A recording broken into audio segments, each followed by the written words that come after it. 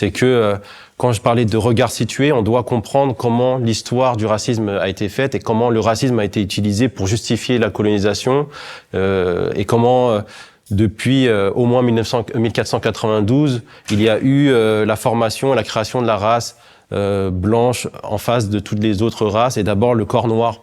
Donc c'est pour ça que je parlais beaucoup des problématiques noires sans m'approprier le combat, mais en partageant les contenus qui aussi m'éduquaient.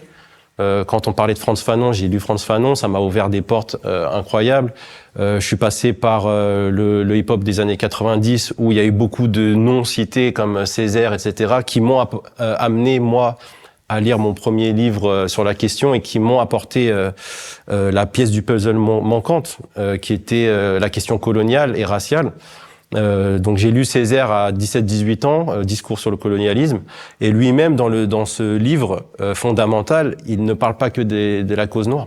Il va parler de la colonisation, il va parler de l'Indochine, comme elle s'appelait avant, il va parler des Juifs, il va parler de tout le mécanisme de racialisation et de racisation, c'est-à-dire de comment des populations perçues comme non blanches vont être dominées. Et déshumanisées. Donc. Déshumanisées. J'ai beaucoup aimé ce que tu dis par rapport à Fanon et je te passe la parole tout de suite. C'est, tu as parlé de Fanon et là tu viens de nous faire réaliser que les outils pour analyser la situation que le racisme crée peuvent et doivent être utilisés par toutes les communautés qui sont de manière supposée ou avérée dans une position d'infériorisation, là où ils vivent.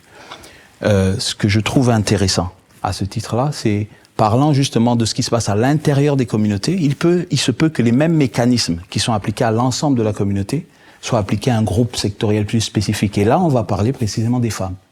Tu as parlé de ce que Alison avait noté, l'intersectionnalité. Et je sais que dans un livre intitulé « Femmes, race et classe », Angela Davis analyse cette question.